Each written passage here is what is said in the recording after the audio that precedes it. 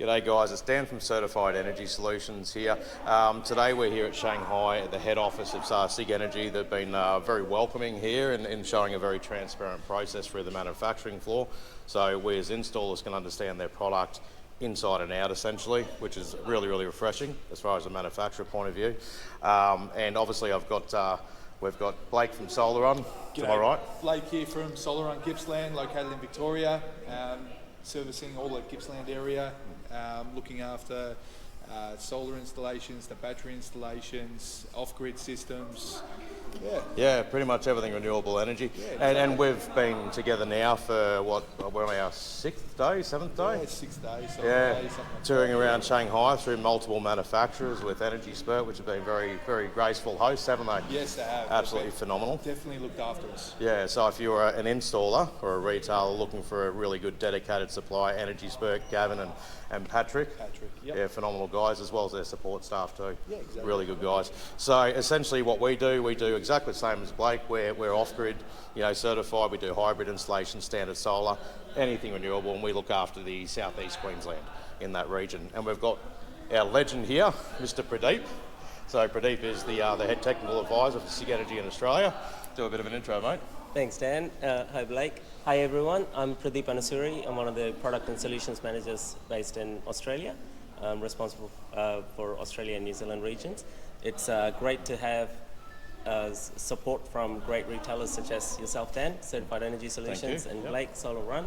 It improves the confidence of the customer when the retailer cares enough to actually go check out the manufacturing facilities, check out what they're about, check out what's great, what can be better, everything like that firsthand, rather than just get secondhand information. So really appreciate the support, and thanks for being here. No, more than welcome, mate. We're the same. I think it's both ways. We'd actually steal this guy and bring him on as staff if we could, but I don't think they'd let us do it. All right, let's venture on inside. Follow us.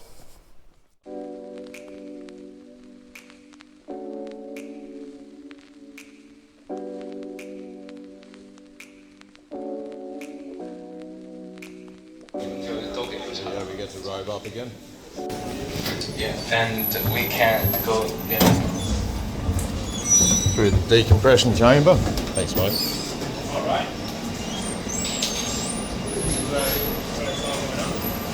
And this, guys, is where all the magic happens.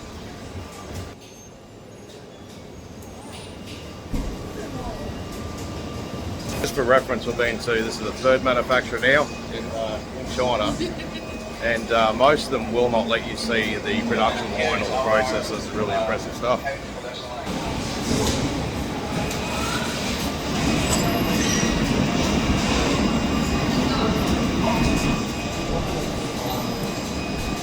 And we use lots of automatic equipment such as automatic welding, automatic testing, and we also use the machine arm to fetch the battery cells as well. Yep.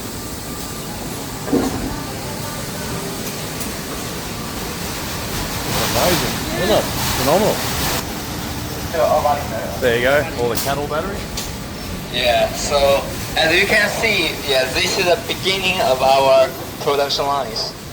And we have the main line for the pack assembly, and this is a subline for the battery inspection. Yep. So this is the first procedure. We will take the battery cells and measure the size of the battery cell to keep the consistency. Because we have for our 8 kWh product, we have 9 battery cells. Yep. So yeah, and this is this battery cells usually from our top suppliers such as CATL or EME. Yep. And for now we use both 280 ampere hours and 314 ampere hours. Yep. So awesome. After the measurement of the battery cell size, and we will have our OCV test. We will test a battery cell's voltage and the resistance. Yep. Yeah. Awesome. So yeah. Very cool. Yeah. Have you ever had a company have this level of transparency, letting you video a manufacturing floor? Like this is the next level, eh? Yeah, normally it's phones Mate. in the lockers. Yeah. Like, no. Yeah, that's right, yeah. You got security following around the factory floor. Yeah. Never seen it, eh? It's phenomenal. Yeah, so as you can see, this is our second procedure we call OTV testing.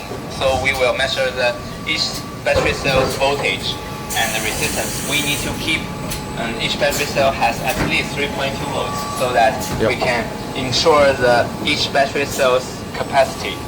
And as you can see from the tester, so we will record the value of the voltage and the resistance for each battery cell. So as you can see, most of them are 3.29 volts. And if the battery cell is below 3.2 volts, we will select it automatically and return to our suppliers. Wow. This is a double check for our battery cell. Unreal.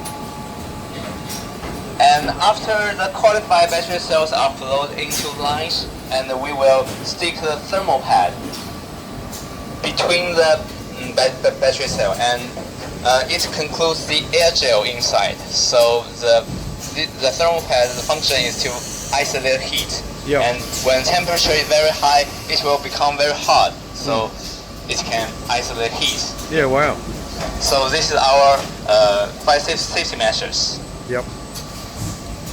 Yeah, and after the arrangement of the battery cell, we will put the 9 battery cells into the case through the fixture designed by ourselves. So as you can see, the worker will put the 333 for our 8 kilowatt hour. So yeah, for our 8 kilowatt hour, we have 9 battery cells inside, and for the 5 kilowatt hour battery, we have 6 battery cells. Yep. The size is the same, and difference is the numbers of the battery cells. Yeah, right. Yeah. So this is the end of our subline for the battery cell inspection. To explain what's going on here, I mean, a manufacturer letting you walk through, walk through and actually see all this stuff in person is absolutely phenomenal. This is something that's normally shrouded in secrecy.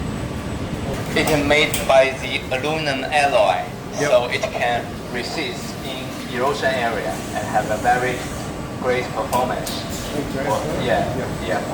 heat system as well. And also, as you can see, we have a design for the decompression valve to keep the pressure inside and outside is the same. To prevent the burst and other fire accidents. And our procedure for the mainline case assembly, we will first assemble our flow internals.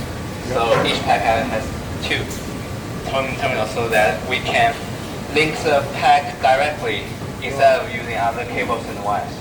Very convenient for the installation.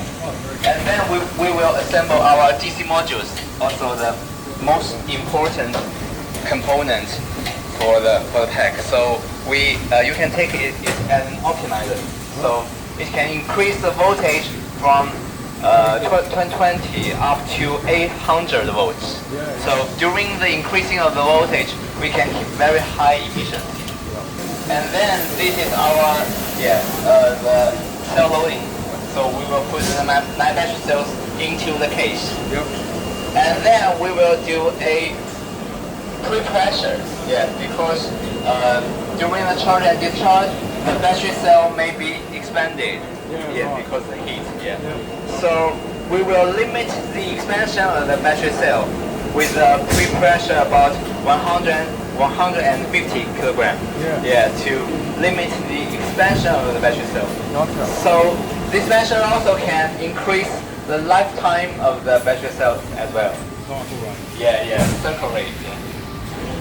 For the laser cleaning, it will clean the surface of the each post of the battery cell. Because during the storage and transportation, it may be oxidized by the air. So you may have seen angular little flash to clean the welding point, so that we can also increase the quality of the welding. And after the laser cleaning, we will put the CCS board on the battery cell, the cell contact system. So as you can see, there are a lot of bus bars and the welding, we will weld the bus bars and the post of the battery cell together to have a series circuit. And they're temperature sensors for all the bays? We also have lots of temperature sensors and voltage sensors. Yeah. And if the temperature is very high, it will alarm the client automatically, and also will shut down the pack as well. Yeah. So the automatic welding will reduce 90% of the splashes. Also can preheat the welding point. So that's welding the batteries to that bus bar, the top cabinet, all in that process. And we are the first company to use the EV car technique to assemble our our energy products. And after that, we will do a AI inspection. So, sorry about that. And we will compare the pictures that we use in camera to compare the standard of the welding. So the automatic testing for the welding quality. And we also have a double check by the visual check. And as you can see, we have from the screens, we have the SOP and we have the bad welding pictures. And we also, from top cover, we also have a fire extinguisher. So this is also an important fire safety measures. So when the temperature, these are temperature sensors, and when the temperature exceeds about 170 degrees Celsius, it will release the air gel automatically. To cover the surface of the battery cell to isolate the air. It's a gel that it goes out. A gel. A gel to isolate the air from the isolates the battery cells from the air. So to prevent suffocate it, to prevent the fire accidents. And after that, we will do a leak test to ensure the waterproof and dustproof performance. We use the air pressure meter to test. Over there. So you can see it fitting on the end. Yes. We will measure the leakage of the air pressure to ensure the performance. And finally, we will do a 100% pack capacity test. So each pack will do a whole cycle of the fully charged and fully discharged, and then we will measure each battery cell's volume, and we need to ensure each battery cell has at least 280 ampere hours. And as you can see, we use our own inverter to charge and discharge our packs, also to simulate the real situation for the clients. So as you can see, we will measure each battery cell's volume. So the actually discharged volume is about nearly 300. So it's much larger than 280 ampere hour. So we are very confident for our capacity of each pack. And as you can see, we have the difference for the new version and the old version. The new version we use the 314 ampere hours battery cell. So the capacity is about 9. About 9 kilowatt hours. 1 kilowatt hour more. Wow. So as you can see, this is our automatic packaging line. So we have we also have accessories here. This is packaging. We have some screws and other accessories. So the final assembly is done by hand, all the checking and everything. And we also have our IQC room, incoming materials control room. So that's the what, componentry? To check inspect our quality of our materials. Gotcha. And this is the warehouse. And after all the materials are inspected, and the qualified materials will be sent to our production lines. Right, gotcha, roger. So let's go to third floor to see our inverter production lines. Sounds good. And we have more people in the third floor because we have 3 inverter production lines. And also we have a DC module assembly. Right. Line.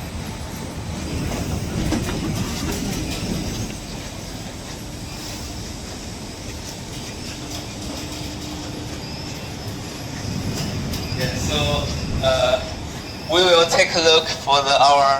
automatic gluing line first. Yep. Because this is a pre-procedure for the inverter assembly.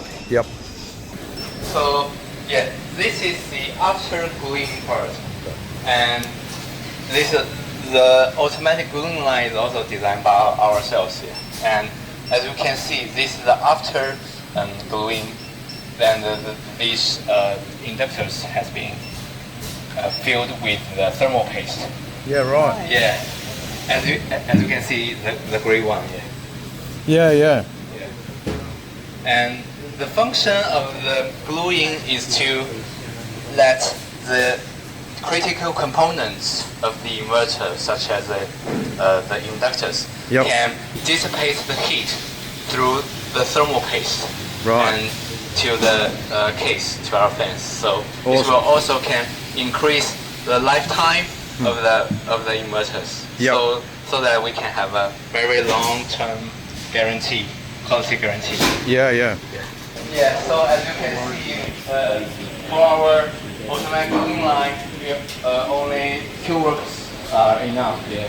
One is to put the empty case to a line, and another is to put the inductors to the case. So as you can see, this is our empty three-phase inverter case. Yep. So we will leave some space for the inductors and thermal paste. And as you can see, we also have a design for our the fans to Yep. have the For the heat great sink. heating for the great heating dissipation. Yep. So how many inverters do these guys do in a day? It depends on for our production. I Yep. think per line per day is 150. Yeah, right. So Okay. for three we have 450 Yep. inverters. Per Yeah, cool.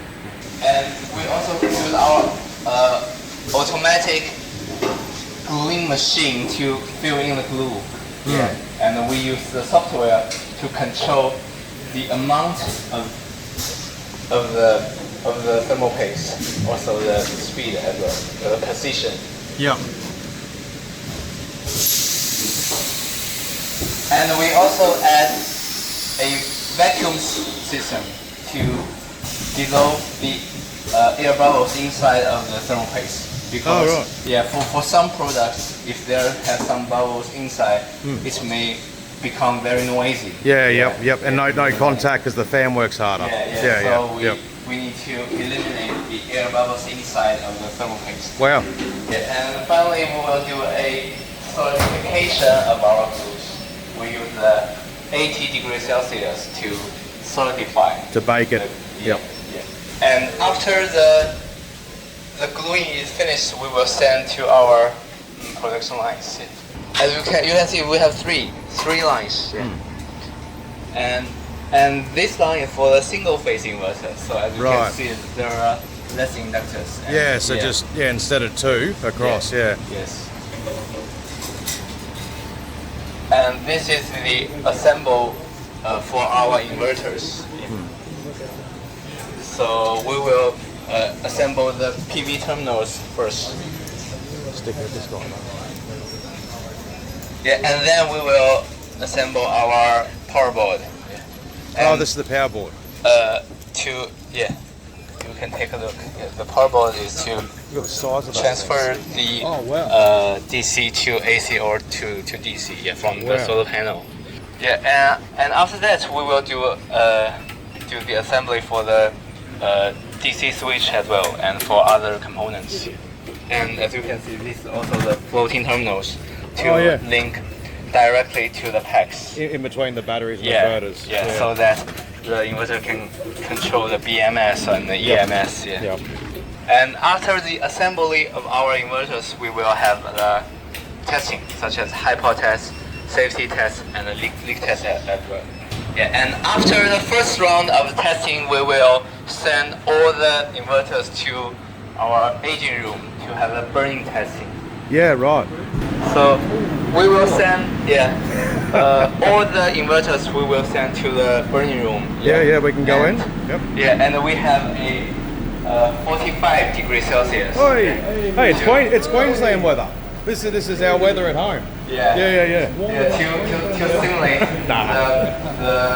the extreme conditions for our inverters. And Yeah. our inverters will have a full power to charge and discharge. In this temperature.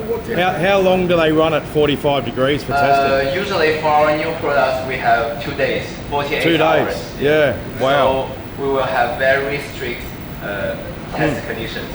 And that's, like you said, if it's a 10 kilowatt inverter, it'll be at 10,000 watts for 2 days at 45 degrees. Yeah. We're cooking in here. Yeah, 2 days. Yep, 45 degrees. Continuous. Yeah, you may leave your ESC close here. Yeah, so. Oh, we there he have is. 240 kilowatt.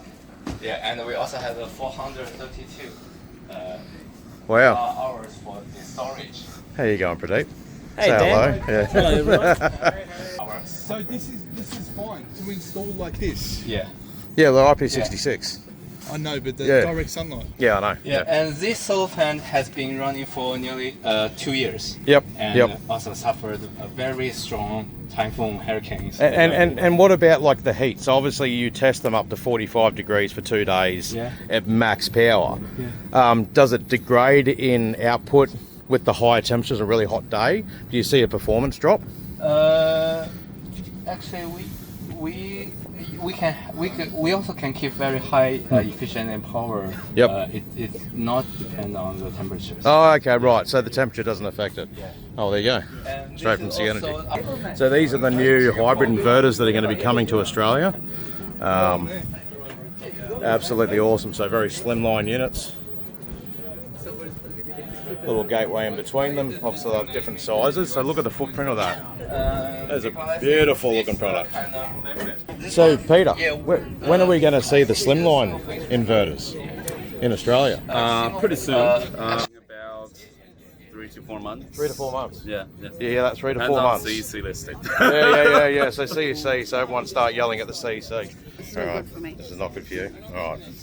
See you on the next cut. So we're just on top of the Sigenergy, their main location, manufacturing and office and R&D department. And this is showing some testing facilities.